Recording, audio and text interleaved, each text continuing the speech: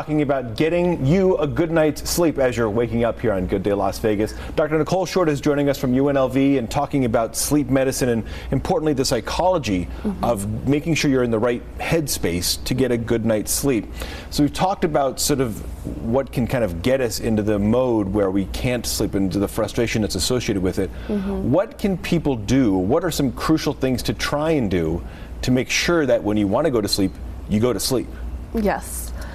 So one of the key things is trying to keep a regular schedule, especially your wake up time. That's sort of the most crucial signal to your body to set your body's internal clock. So as much as possible, having the same wake up time every day, even when you are a shift worker, and that may be unpleasant. So trying as much as possible to do that. Avoiding naps throughout the day if you're really tired, because unfortunately that just makes it harder to sleep at night.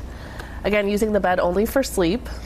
And not doing other things in bed, avoiding sleeping in. So sometimes the things that feel better for you when you have trouble sleeping, like sleeping in or taking a nap, they actually just make it harder to sleep that night. And it's so hard. I think a lot of us work jobs, whether you're working on the Strip or wherever else in the valley, where maybe you take a quick little 5-minute nap because it's a long day or the hours are long.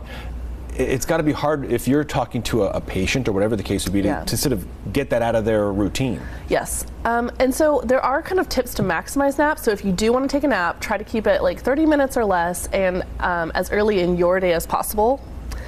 So, morning or afternoon or whatever that equates to for shift workers.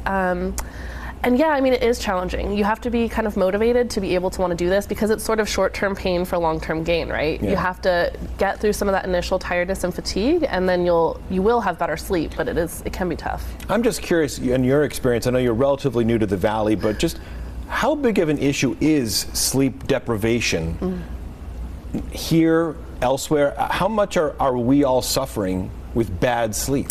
A lot. Yeah, sleep deprivation is a big national problem. I think we're just generally not getting enough sleep. It probably, I don't know about research, but anecdotally I think it's certainly probably worse here, because we do know that shift workers suffer because it's hard to stay on a different schedule. Our bodies are kind of wired for a normal schedule, so I think it is an issue here. So what can you do? We've talked about getting in the rhythm of life. Right. When do you need medication? When do you need to seek other sorts of treatment that go beyond not taking a nap or staying in a routine? Right. So if you've tried kind of the basic sleep hygiene tips, like using the bed only for sleep, trying to stay at the same time, wake up at the same time every day, you're still having these problems, and it's causing you distress during the day, right? Like you're feeling fatigued, cranky, irritable. It's been lasting for 3 months or so.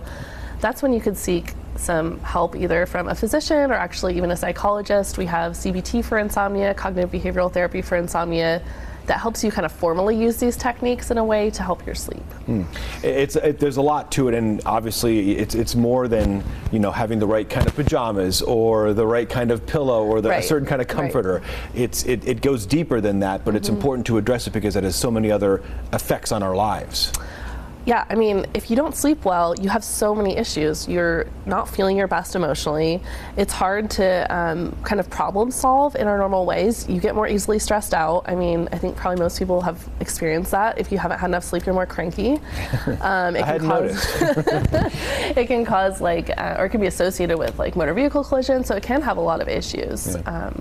So definitely important to work on. Well, I'm glad we're here to talk about it. Dr. Nicole Short from UNLV. Sleep psychology is an important aspect of it. We thank you for joining us. Appreciate it. Thank you.